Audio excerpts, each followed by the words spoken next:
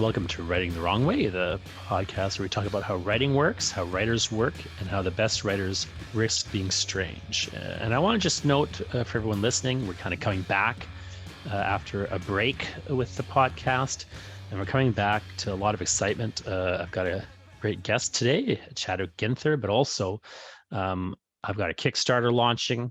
If you go to shewolf.ca, we'll be launching a Kickstarter for a new comic series that I'm going to be doing with art by G&B Kmichik. Also, The Eye Collector, the comic that I'm doing with G&B Kmichik that is being published by Heavy Metal, that comic is kicking around the world. We've got 3 issues in print out from Heavy Metal. If you catch me or Gregory at conventions, we'll have another 3 issues in kind of early preview convention exclusive. So do head to my website at strangerfiction.ca if you want to get in on these convention exclusives. I'll give you a special deal where you can actually get them outside of a convention. But otherwise, we'll be at a convention there for you. But the main news coming up today is that Chadwick Ginther is launching his new book, and it is the next book in the Thunder Road series, a collection of short fiction set in the same world as is a Thunder Road trilogy.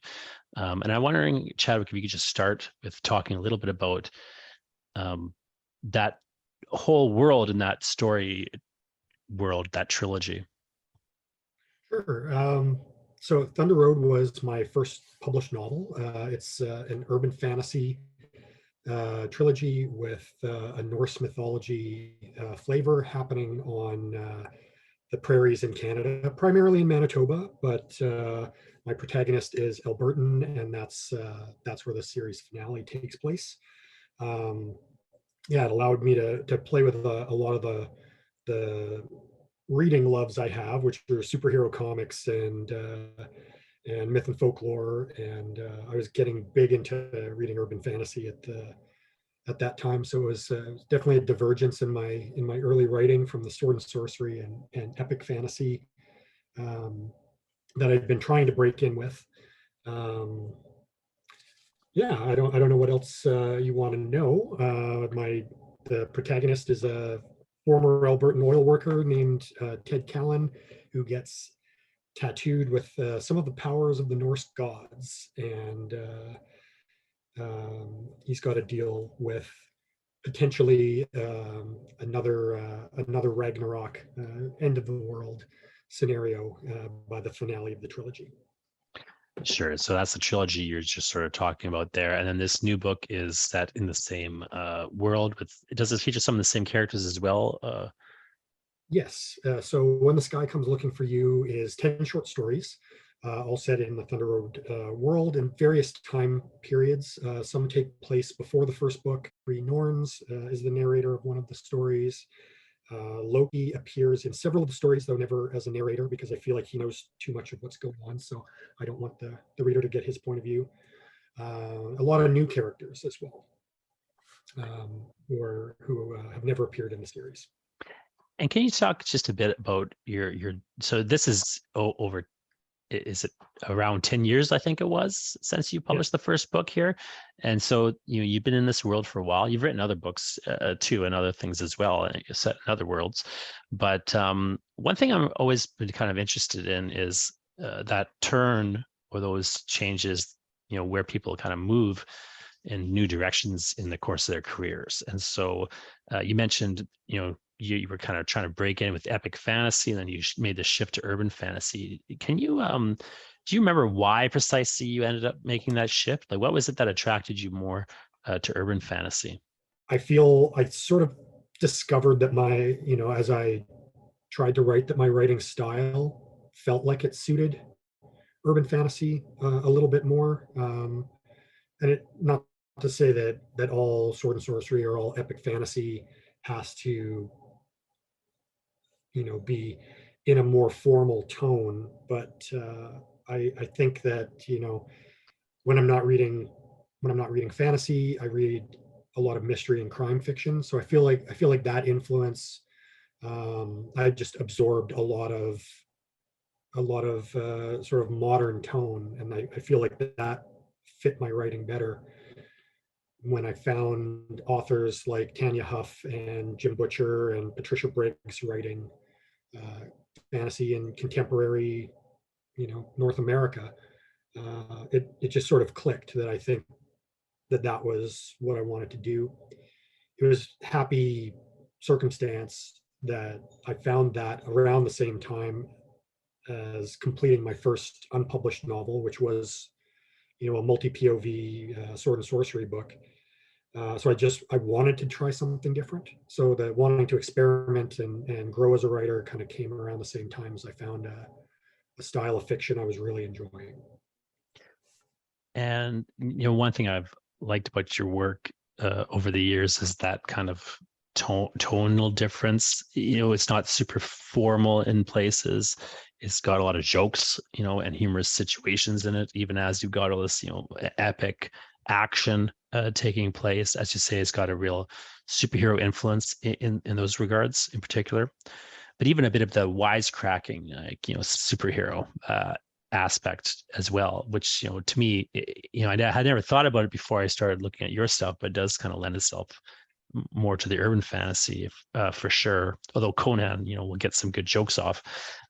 It doesn't, kind of vibe in that sword and sorcery quite so well as in the more historically updated urban fantasy, or whatever you might call it. So what you're saying about the style makes a lot of sense to me as well. Where's your attraction to these particular myths and folklore come in? Because I mean, obviously, a lot of authors are attracted to that kind of pre-made material in a sense, but what I've seen you do a lot with it, that's maybe a little, different than what some people do with it, is really kind of blending myth and folklore in various ways, as opposed to just firmly sticking with one. So I'm just kind of curious to know a bit more about your approach to the existing material. Well, I mean, myth and folklore was some of the earliest reading that I did on my own that wasn't comic books. We're probably of a similar vintage where we remember the Mighty Hercules cartoon. Yeah, Uh, sure. yeah, and I saw that, and I did what any bookish kid would do. I went to the library and I checked out books on Greek myth, and so I read Delaire's book of Greek mythology, and I read all the other Greek myth books that I could find in my local library. And then right next to those were a bunch of books on Norse mythology. So I went to those, and those ones spoke to me more. I think some of it is it's weird because I was still a kid, but I like looking back on it, I feel like some of the fatality of the Norse mythology appealed to me. Like they all knew they were going to die and when, where, and how it was going to happen. And I'm like, well, that's just super fascinating. And I was already a Dungeons and Dragons player, and so like I felt that they had cooler magic items. Like that was sort of what, like as a Hmm. child, that was one of the things that really, I really sort of solidified them for me as something I was interested in. But I also grew up with ghost stories and Bigfoot stories and all that kind of like micro level folklore, not not big world creating pantheons, but that house is haunted, and that tree behind the courthouse, they used to hang people there, and it's like, of course they didn't. That like there it was a courthouse, and maybe there was a gallows there in the early days of Manitoba, but they didn't hang people from that tree that the bike path veered around. Like that was just topographic. But when you're a kid, you believe that, like somebody hung a tire swing from that tree, and you look up and you see the wear in the bark, and you're like, yeah, you know, somebody died here. And like I just kept absorbing all those little ghost stories. And so I think I liked mixing the two. Um, I think comics are one of the reasons why I took the tact I did with the Norse mythology, and I assumed in my books that Ragnarok had happened. The end of the world had happened, somewhere in the Viking Age. We are the world that came after, because for me, then all of those stories had happened. How many times Thor has faced Ragnarok in Marvel Comics? It's several. I can think of at least two or three.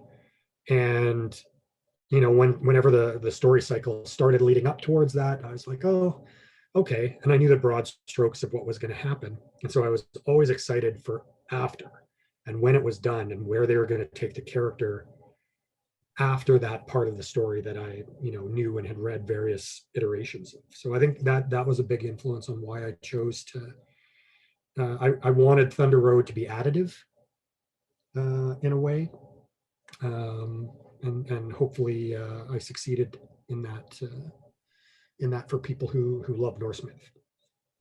And you mentioned comics. You have done some work, like done some comics. I know I've got a comic of yours somewhere. If I recall correctly, it's also set in Thunder Road, is it not? That comic? No, I did. I've done a couple. I did. My first comic work was with Donovan Yachik's Space Pig Amadeus Mhm. uh, world, and I pitched him a story set on Mars, with kind of a man with no name-esque robot, and I was very fortunate to have Winnipeg artist Nico Rudolph illustrate that story. I think it looks phenomenal.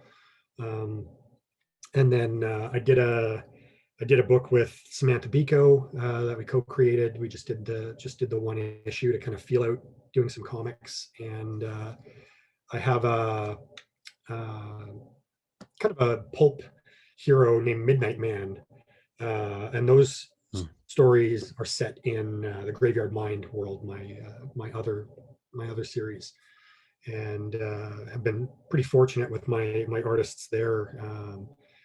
Gregory Kmichek illustrated a short story for Midnight Man, and Justin Schaff, who worked on Canadian Core for September 17, another local comic publisher.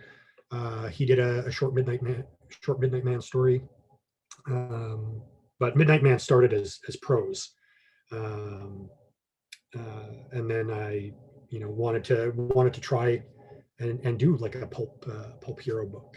It was a lot of fun trying to figure out how to script a comic. Was never something um, never something I had anticipated doing, but going to comic cons, and selling my novels at my table, I got to meet a lot of comic artists and a lot of comic writers, and definitely made me want to give it a try. Now, one thing I've always, you probably don't know this, but I credit you for, some sort of a few major developments in my own career.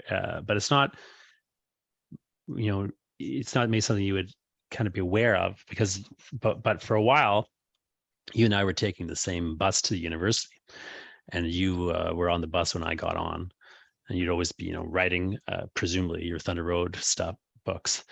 And so I'd get on and I'd see you writing away there, and I'd be just kind of like, I'll leave Chadwick alone, let him write. Then I was, thinking, I end up thinking a lot about like, I bet you when you started putting these books out, especially, I was like, I bet you he's wrote all these books or most of these books on this bus. And I bet you that I, could similarly look closely at my day and like, where am I losing time in this day? And maybe I could restructure how I do things a little bit and capture some of that time back for myself. And, have these sorts of better ways to dip in and out of projects. And so I, spent quite a bit of time with that sort of inspiration of you writing on the bus, kind of remapping sort of how I did a lot of different things at the time, because I was having a crazily hectic period of my life where I wasn't getting a lot of downtime, but I found those sorts of moments, and including my time on the bus and some of my little downtimes before and after classes and things. And when you really start to look at the day as a writer in terms of what you're doing and where your time's going, and you kind of start accounting for your time in a way, and figuring out, strategies to kind of reorganize your time, it can do wonders, and you can really get time back in a manner of speaking. So I often kind of credit you unknowingly with kickstarting my whole like drive to become a bit more productive and efficient. But I'm curious to know, like, in your own sort of writing trajectory, like, where did you kind of land, or what was sort of your strategy overall in terms of just kind of getting that time and that schedule together? And could you talk a bit about sort of your working methods a bit? Because you're a guy who's been working consistently on, not only sustained projects like novels, but also on, these sustained, series, and really kind of being pretty consistent with them as well. Yeah, I mean, my whole trajectory as a writer came from stealing time, basically, out of my day, to try and build a routine to make it happen. I really started seriously pursuing writing when I first started working at a bookstore, because that made it feel possible. I mean, I saw people launching their books almost every night, and a lot of them were from Manitoba, a lot of them were from Winnipeg. So that made it feel like a real thing I could do. And when I think a lot of people start talking about writing before they start writing, and so I started talking about how I wanted to write. And one of my coworkers had published a couple of books, and I don't know if you know Steve Benstead, but he was a longtime employee at McNally Robinson, where I was working at the time, and he just asked me one day how much I'd written, and I hadn't written anything. I'd just been talking about the story that I wanted to write, and he's never boorish about it, but he just kind of every now and again he would ask me how the writing was going and ask how much writing I had done. And I realized if I didn't start writing, I was never going to have anything to say to him. And so I started carving time, and I worked one evening a shift a week. So I started at 2 p.m. and I'm like, well, that's lots of time in my day before work. That's almost a full like shift of work worth of writing I could do. And it became very small, but it snowballed. And towards the end of trying to finish that first short story for a deadline, I was writing, on weekends too, and in finding all these spare moments. With when you saw me writing on the bus, that was kind of another perfect storm of circumstances for me, as I'd changed jobs, and I had an arm injury where I couldn't type, so I had to handwrite things. And I also had a deadline for the third book in the Thunder Road trilogy. So you almost certainly saw me writing Too Far Gone in 500 to 1,000 word handwritten chunks in my notebook on the bus. And Yeah. I had to do it. I couldn't really type because I needed, the motion I needed to have in my arm. I risked injuring it further if I used a computer for work. So I'm like, well, that I have to not do that. I have to do something different. So I have to get started. So I was handwriting it, and then slowly transcribing it. And I wrote 100,000 words of stuff, random scenes, 100 to 500 words, or 500 to 1,000 words at a time. Once I reached about 100,000 words, I figured I probably had enough for the book, so I started putting it in order. As for the series, like the Thunder Road series came pretty easily. Like the first book was, I think it's a E.L. Forrester quote, where he likens writing to driving at night with your headlights on. You can't see where you're going, but you can see far enough ahead to keep going. And that's how that book was for me. The second book arrived like wholly formed in my head, and as soon as I finished my first draft for Thunder Road, I started chasing that second book. I was just transcribing it, before I lost it, basically. And then I wanted to do something different while I tried to sell Thunder Road. So I tried some other series. I tried, short stories set in different worlds. Uh, and then I had to come back to it to finish the series, which was arguably one of the bigger challenges in my career. It was certainly, I'd written a couple of other, first books in series, but I'd never needed to follow it up. So, I had to figure out how to write a book too, and then I had to figure out how to close off a series. But I think because I have continually through the years written short stories set in Thunder Road, it has kind of kept the world a little bit fresh in my head. Um, a lot of it is deadline driven too. Like if there's an open call for an anthology and I want to submit to it, but I don't think I've got time to build a whole new world. Well, I've got a novel's worth of world building, a series worth of world building already done. If I write it in Thunder Road, or if I, base it with the mythology and world building of Graveyard Mine, the world building is done and I can focus on the character, or I can focus on just the plot. And, that will maybe allow me to turn around the story and actually get something done on deadline. I think a lot of writers don't realize or discount the importance of that momentum and that ability to just kind of keep going, even if you don't have it all figured out, as you say. And I think part of that becomes also tied into like working methods where, people will get tripped up in this idea that it has to be a certain way, like they'll hurt their hand, like you say, and they'll be like, well, I can't type, so now what? I gotta wait. Whereas, you're like, well, maybe I could use this pen, and there's a lot of value I find in that, just the breaking it down in those simple, practical kind of manners, and not necessarily getting wrapped up in your ideal of how it should be, or you should have 3 hours, end your computer and tea and perfect quiet. You know what I mean? Like people get wrapped up in that idea a lot. And as you say, what I think they'll end up doing is just talking about it. I was actually thinking about, it's interesting you mentioned that, you were talking about writing for a while before you were writing, because I, I was just thinking about this last night as my kid was brushing. I was like, go brush your teeth. I say to the kid, right? And then you start chattering about they're going to brush your teeth this way, or maybe they'll do this, then brush their teeth, and maybe whatever. And they're just talking about brushing their teeth now. And at a certain point, I was like, kid, I got like stop talking about brushing your teeth and just brush your teeth. Like you've been talking about it for 5 minutes. It only takes 2 minutes.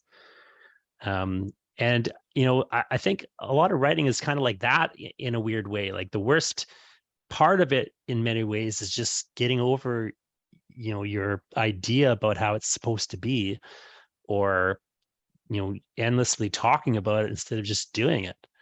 And I've always kind of admired your ability to just kind of sit down and do it, which I think is a rare thing, it seems, not for writers, because obviously when writers start to do well or produce, like that's what they're ultimately doing. At some point they have to do it. But it is a thing that I think it's hard. It stops a lot of people from really getting going. And I wonder always, like, what's that little thing that kind of turned you then? You talk about like that friend of yours who kind of was giving you the push. Was that the push, or was there something else like in your sort of life or your mind where you just kind of went from like talking to doing it?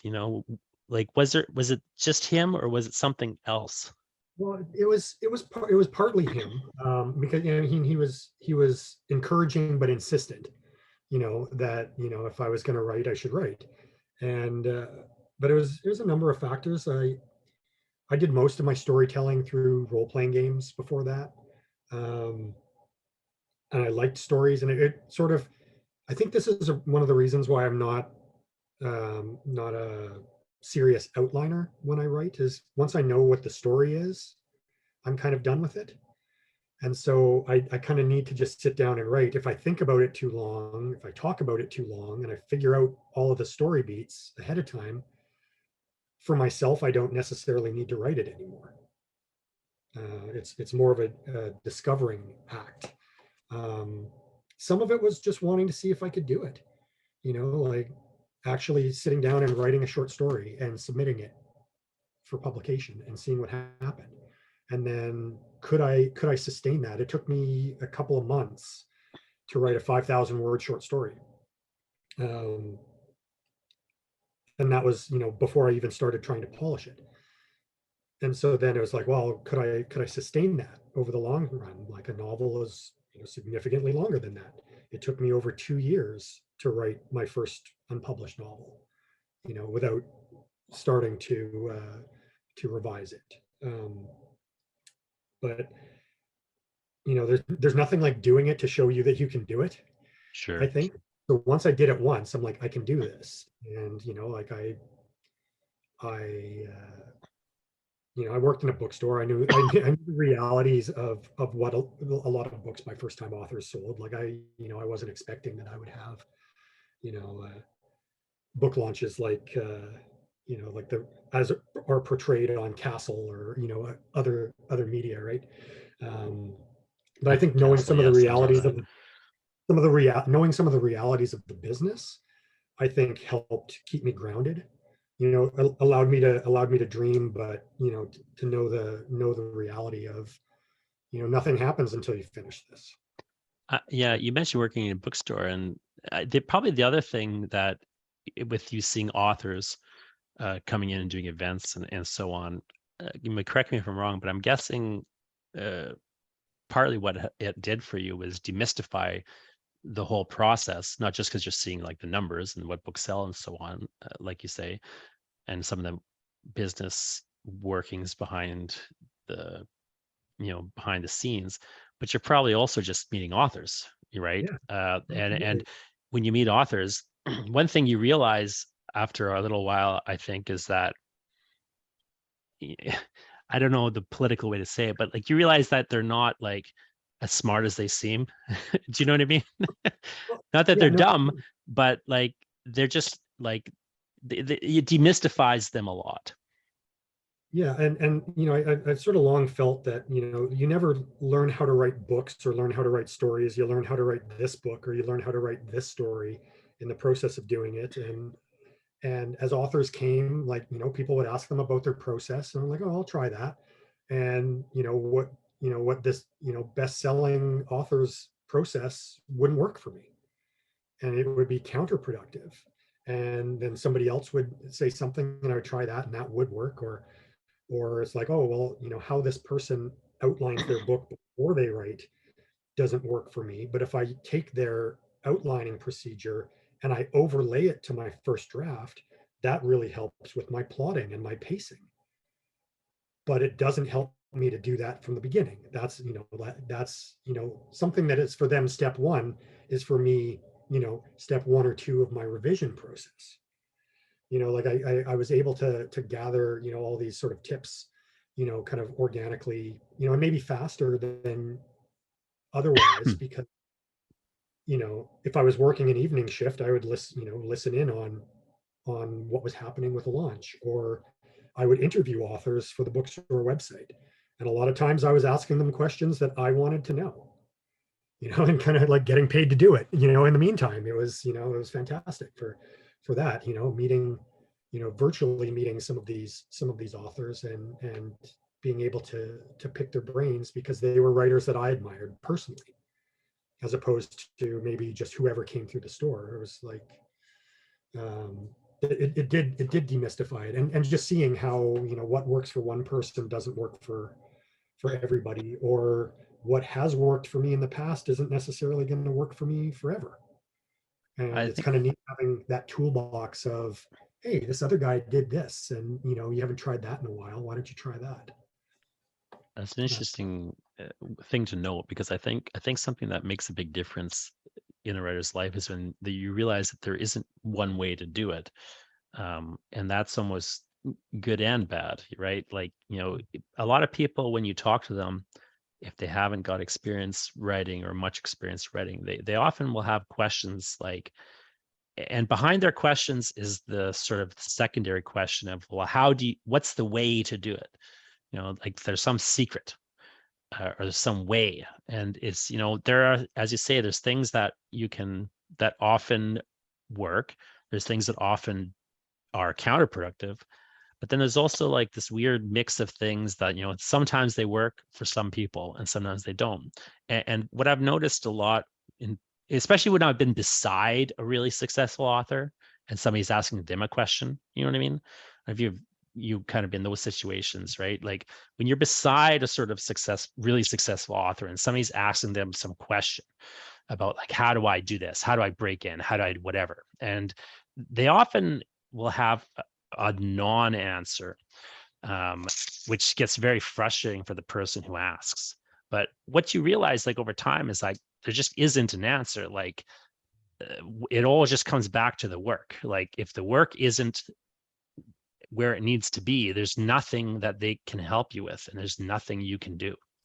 And if it is where it needs to be, that doesn't necessarily mean anything will happen, but it could, right? And there's like things you can do to kind of help it along and things you can do to hurt it. But there's that sort of, a lot of it's just sort of happening or not happening depending on outside factors that you maybe have limited control over. And there's not necessarily advice to give in the same way. Like you can't necessarily ask like, Matt Wagner. Well, actually, I was listening to somebody ask Matt Wagner, who did the Grendel comics. I'm a huge fan of his Mage Yeah, I series. know I you haven't read are. as I'm much just of, telling people I haven't who read are as much of listening. Brandon. Matt Wagner is my favorite, and Grendel is my favorite, comic.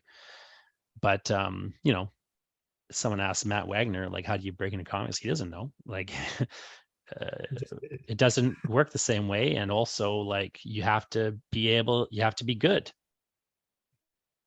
Well, and the path that worked for Matt Wagner when he came up, in the Comico days, and like that isn't necessarily going to exist anymore for Yeah, somebody to exactly. come up, right? Which, but what's still true is, great work gets noticed, and it's, how it gets noticed, it becomes a bigger question. But like, nothing can happen if you're not doing the work. Like just nothing can take place. And it's kind of like becomes a death knell almost if you are just talking about it and not doing it. If you're talking about it and doing it, that's good. But you don't even need to be talking about it really, as long as you're doing it. Like at some point, the doing of it starts to sort of take over, for good or ill. Yeah, and whether it's comics or prose, right? Like the only thing you have control over is putting the words on the page, or putting the art on the page, right? Like you can't control how it'll be received. You can't control who's going to choose to publish it. You can certainly try to direct that by going to your top choices first. But you know if they say no, do you quit? Like if I write this story and I really want it to, if I really want Image to publish my comic and they pass on it, do I just bin it and be like, well, that's it for that book? That was going to Some be an people Image. do. Like I can't fathom that. Like almost every short story that I published, unless it was written specifically for an anthology open call, if it got rejected, I turned it around to the next market on my list, within the day, or the next day.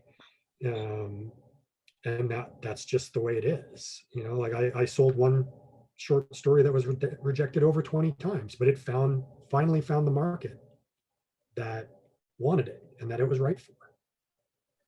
I And uh, I wrote an article years back about what do you need. It was some editors association was doing an anthology, and they asked me to contribute something about like advice for writers. I forget what the details, but it was like, what does it take to get published was sort of what I was writing about. And I said, if you want to get published, just need to do these things: write publishable work and send it to an appropriate market.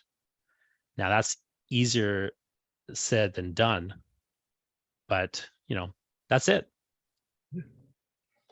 Well, and Um, I mean, so much of that is even out of your control. Like, yeah, did somebody spill their coffee on the editor, 5 seconds before they were going to read your story, right? Like who knows what other little factors go into it? Are they having a bad day? Are they having a good day?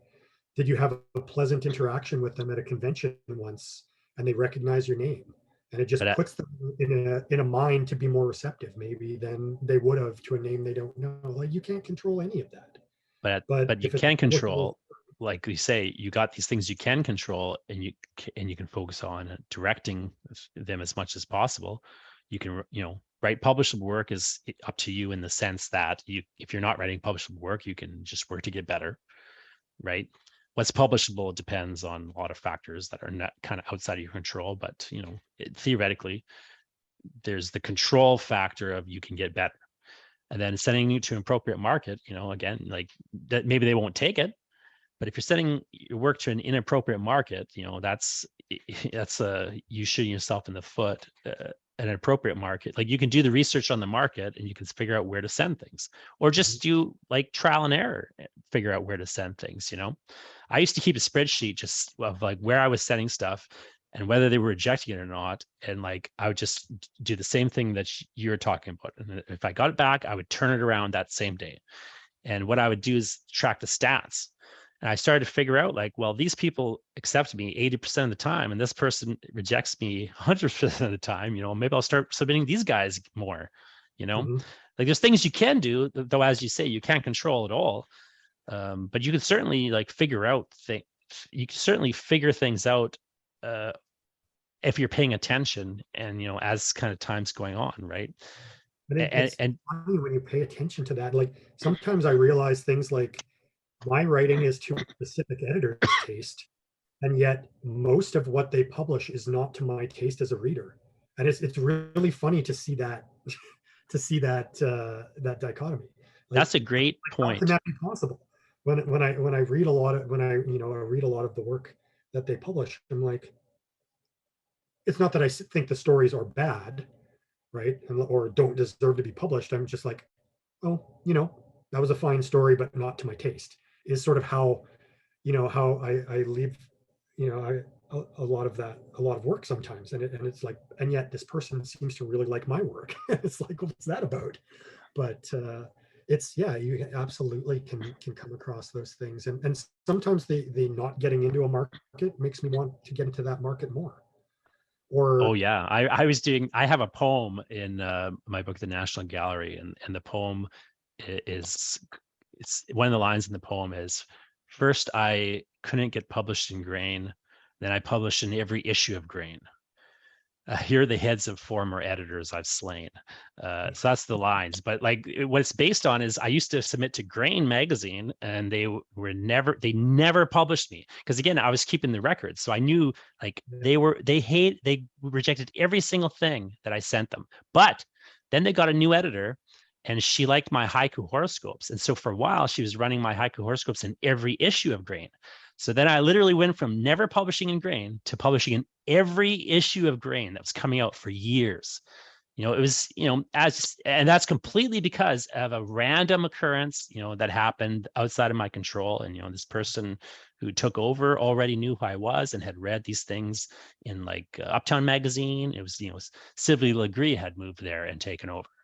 And so, it was just, you can't, as you say, like, unless you're kind of really doing the work and doing the math, or even in a weird way, and not taking it personally, but just sort of having a sense of what you're doing.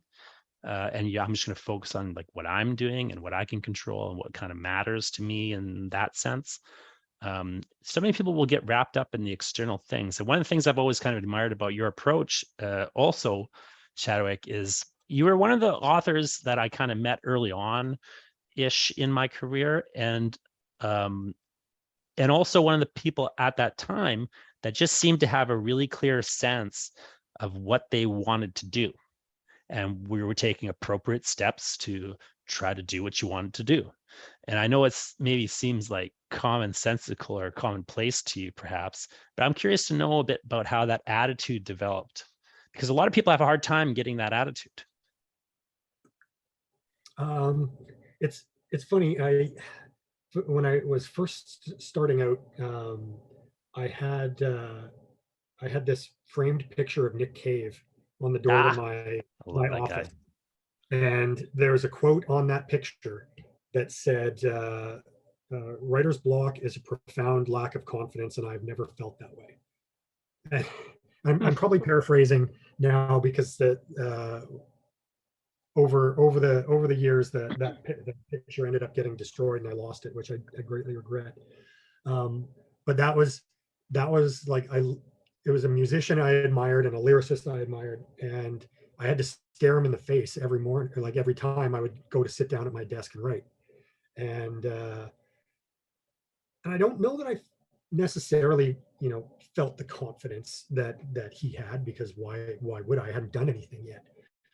But as I accumulated victories, whether it was I finished writing a short story and I sent it out into the world, I finished writing a novel, I finished revising that novel, I have submitted that novel for publication.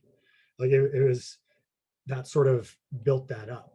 I'm probably less confident now than I was when I started my career, but I did know what I wanted to do, and that was I wanted to write fantasy novels. I wanted to write fantasy stories. I wanted to set fantasy fiction in Winnipeg and in the prairies and in Canada, which is not something I was seeing a lot of. I think Tanya Huff is one of the only people that I knew who was doing that at the time. Um, with her Blood books, it became the Blood Ties TV show, and there was a spin-off series I think that was set in Vancouver, and uh, but it was I didn't see that. I didn't see my home in writing, and that was something that I wanted, and it sort of coincided with discovering urban fantasy and realizing that's what I wanted to write. Um, Why did that matter to you to see your hometown or your home well, because it country, province, whatever represented in the changes the fiction you liked? story. It Yeah. changes the story. Like I could like my protagonist in Thunder Road Ted is an Albertan oil worker. Well, he could have been a Texan oil worker, and there's Norse mythology connections in Minnesota. So it could have been a road trip from Texas to Minnesota, but that's a different book.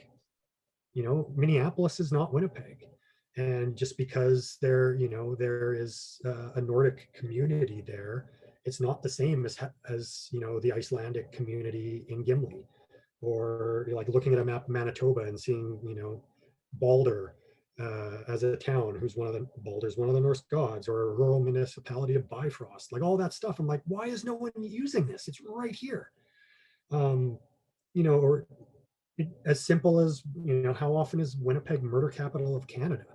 Like you don't need to go to New York or Los Angeles or Chicago to have grim things happening, if that's what you want. And it just felt like, you know it felt like you could get away with setting a book in small city America, but nobody cared about Canada if it wasn't Toronto, Montreal, or Vancouver. And maybe some of that is my bitterness for watching every band I ever wanted to see fly over my head but never actually land at the Winnipeg Arena. um, but I wanted that. I wanted those epic kind of stories to happen here. If you can't see it, you can't be it. And like until I knew writers from Manitoba, I didn't think it was a realistic vocation even. And so, the more books that publish in Winnipeg or Manitoba, or wherever you as a particular writer may be from, I think the more it breaks down that that false idea that readers will only care about a book set in New York. Like nobody's going to care about my book set in New York. I haven't even visited New York yet, right? Like Yeah. like anything I would write set in New York would be like a stupid cliche based on TVs and movies I've seen, and or second or third hand from other people's imaginings. Whereas here, I can give you my take. Like nobody is going to have the same view of Winnipeg as I do, even if you've lived here your whole life, right? we will have grown up in different parts of the city, or moved to the city at different times in our lives, and that will factor into how we see it and what we choose to portray. Like, I still haven't even portrayed all of the city, like in like 4 books that have in some way or shape or form take place in Winnipeg. I still have a lot of the city I haven't even used. I think So people setting novels in New York is like when they write a scene where someone drinks cola. Like New York is kind of the equivalent of exactly. cola. Like nobody drinks cola. They drink Coke, they drink Pepsi. You know what I mean? Like, and it just is weird when they write cola, because now Yeah. the reader has to make their own little mental decision about whether it's Coke or Pepsi. And I feel like there's a subtle way in which the writer is afraid to write Coke or Pepsi, because like, what if they write Coke, but the reader likes Pepsi? Like that's a sort of thinking that you get into, when you don't commit on that micro level. And what I find is that it leads to this waffleness feeling throughout the manuscript, where like it's always a cola, it's always they're walking down a street, like the house is tan, you know what I mean? Like it Yeah. all becomes very generic. And New York is almost like, although they'll say New York, like really what they'll end up doing so often is not writing about New York at all, but writing about like someone else's depiction of New York in another book, who also they didn't visit New York. Yeah. So like I've And always that, yeah. appreciated that specificity. Yeah, it's that sort of second, third hand setting is exactly what I wanted to avoid for specificity. And yeah, maybe you will. Like, I don't know that it was the only thing that pissed off one reviewer, but they didn't like that my protagonist didn't like jazz. And they were like, he can't claim to have eclectic taste in music when he doesn't like jazz. But no one And likes I'm like, jazz. well, like, he listens to country music and rock and punk and metal and industrial and blues, but he doesn't like jazz. It's like a specific thing that he is, specifies that he doesn't like, right? And suddenly that becomes a thing. That's so And funny. but it was funny in that it was one of those bad reviews that to me was great, because I read that review that didn't really enjoy my book, and I looked at that and I'm like, as a reader, I want to read the book that this guy doesn't like, because like Yeah, all right. I'm like, everything he took umbrage to, I'm like, that sounds badass, and I guess that's why I put it in there, right? Like, so like, I wrote a thing that I wanted, and through my lens, and I like And to that's how think. people are. Like they like something and they don't like something, and it doesn't necessarily make sense, but they feel really strongly about it. So like you can't really have a character without those personality things. And the idea that so many authors will try to make the location generic because they don't want people trying to work too hard to imagine something, or they'll make the character pleasant because they're afraid the reader might not like them. Like I always just feel like it's just the wrong, you get into the cart before the horse thinking. It's like, well, I want this to be marketable in New York agents, so therefore I'll set it in New York. Well, in reality, only Canadians care whether or not a novel is set in Canada, and only Canadians are upset if if it is set in Canada. You know what I mean? Yeah. Well, I think I've heard you say this before, but it's like, you can't be someone's favorite artist unless you're somebody's least favorite. Yeah, I like to say that a lot. And but it's That comes also down to choice. true, as you probably know, working in the book business. There's an idea in Canada that Canadian locations are not marketable in the US. Americans don't share that idea, which is such a bizarre thing. Americans completely, nonplussed, doesn't bother them whatsoever to have a book set in the US. Whereas I've seen Canadian publishers getting Canadian grant money to publish Canadian novels, request people change their manuscript and set it in the US. Yeah, and I don't know how much of that is sort of like, there's definitely like an infiltration of US culture in Canada, right? But Sure. I don't know how much of it is that, and they just feel that that is a more universal experience. But But there's again, no it's a yeah, yeah. No, but I agree with you. And I think but just to go back to something you said earlier along these lines, though, as you say, if you look at the map, you see Balder, you see Bifrost, and you're like, why didn't anybody ever do this before? Why do you think nobody ever did it before? Well, I mean, there I won't say before I started publishing that there was no fantasy or science fiction writers from Manitoba, because obviously there were. I mean, even like Guy Gabriel Kay has ties to strong ties to Manitoba, um, but most of the people who published in the field and saw success left. Right, like Sure. Guy Kay doesn't live here. Stephen Erickson doesn't live here anymore.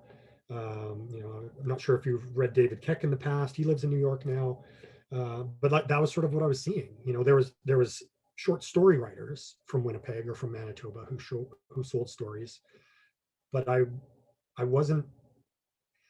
I was seeing it as a background. It was like, this author grew up in Brandon, Manitoba. They live in Toronto, right? Like that was always what I saw. If Manitoba was mentioned at all, Manitoban authors were writing poetry or literary fiction as far as I could, you know, easily see. And obviously there's outliers and differences and you never get 100% of the scene, but most of what I was seeing was literary fiction.